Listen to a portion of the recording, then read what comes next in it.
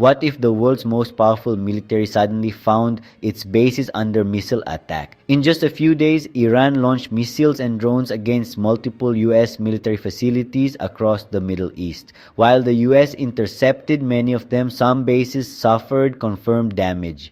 Iran's retaliation focused on America's regional military network. According to verified reporting, the targeted locations included Prince Hassan Air Base in Jordan, Ali Al Salem Air Base, and Camp Arifjan in Kuwait, Al Udeid Air Base in Qatar, US.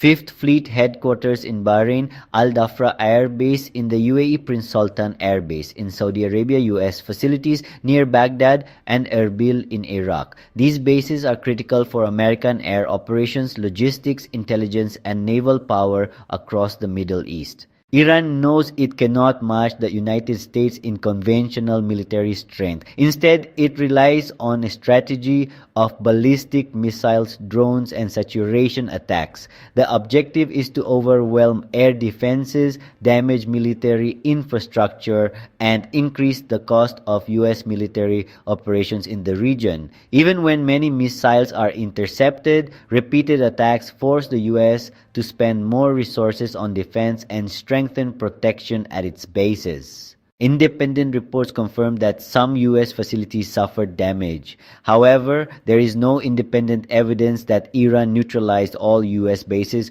or eliminated America's military presence in the region. The United States has continued military operations from several of these bases despite the attacks. Still, Iran demonstrated that it has the capability to strike multiple U.S. military installations across the Middle East simultaneously, a capability that could influence future military planning.